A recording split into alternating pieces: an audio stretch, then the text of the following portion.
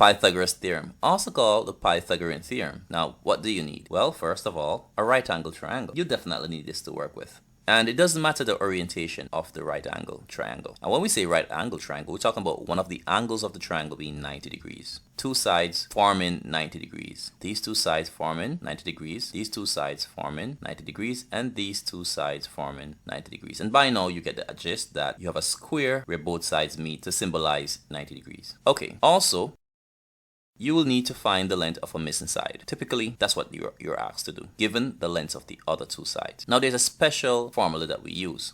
It's the Pythagoras Theorem or formula. It goes like this. C squared is equal to A squared plus B squared. Now, C is not just any side. C is actually the side we call the hypotenuse. It's the length of the longest side. And it's easy to be found. It's the side that faces the 90-degree angle. So you identify the 90-degree angle, and the side that faces it, that's our hypotenuse. Here we have the 90-degree angle, and the side that faces it is this side, the hypotenuse. Here we have the 90-degree angle, and facing it right here we have the hypotenuse. 90-degree angle, and so this is our hypotenuse. Now the hypotenuse is labeled with the common letter C. So we use common letter C to represent the hypotenuse as well. Now the other two sides are what are referred to as the legs. These are the two short sides that are perpendicular to each other. The two sides are right angled to each other.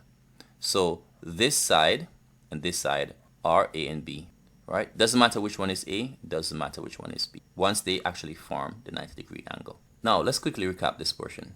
Here we have the 90-degree angle. So which side is our hypotenuse? You're correct. This side is our hypotenuse, C. And obviously the other two sides, the two short sides, the two sides that are perpendicular to each other, meaning meeting at 90 degrees, we have as A and B. Does it matter which one is A or B?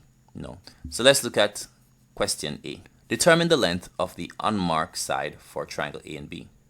So for triangle A, we want to find the missing side. So when we look at this, we're seeing what?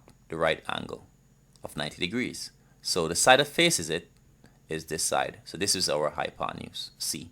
And therefore, we can consider this to be A and this one to be B.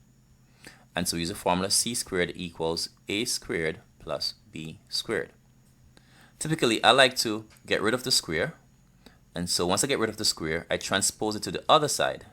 And so we have C equals, now when square transposes to the other side, it goes over as square root. So it goes over as square root of A squared plus B squared. Now, so this is the formula that I use to find the longest side. There's a plus involved. Just keep that in mind. When finding the hypotenuse, use plus and then square the other two sides and then find the square root of the sum, and then you will have the length of the hypotenuse.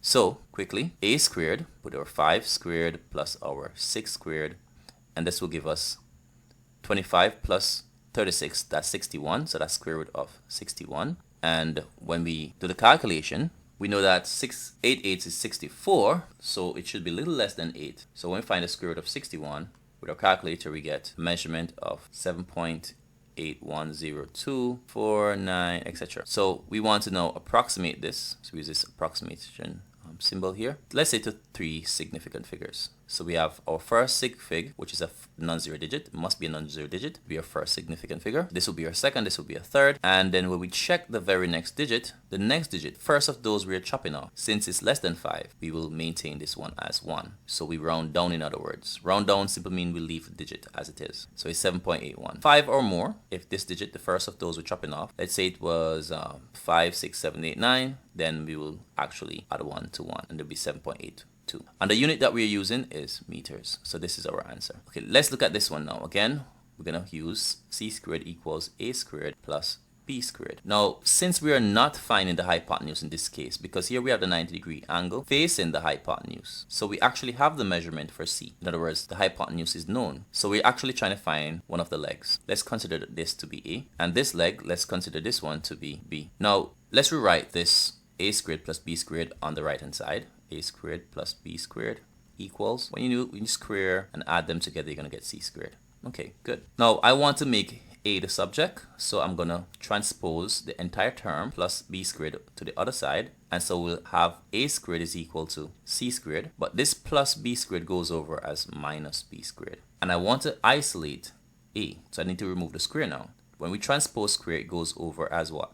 Square root. So it's square root of c squared minus b squared. Now do you notice that since I'm finding the short side, we end up with what? A minus. Any one of the short sides we are finding, we use a minus. So now we have a is equal to the square root of our c, the hypotenuse is 15, so we need to square the hypotenuse. And now we need to square the short side, 8. And this will give us a square root of 15 squared minus 8 squared. So that's 225 minus 64, and that will give us 161. Put that in our calculator. We get 12.68857, etc. But let's say we want only 3 sig figs. So the first, second, third significant figure. And do we simply write 12.6? No. We check the very first of those we're chopping off. Since it's in the category of 5 or more, we add 1 to 6. So that's going to be 12.7. The unit we're working with is centimeters. And so that's our answer to 3 significant.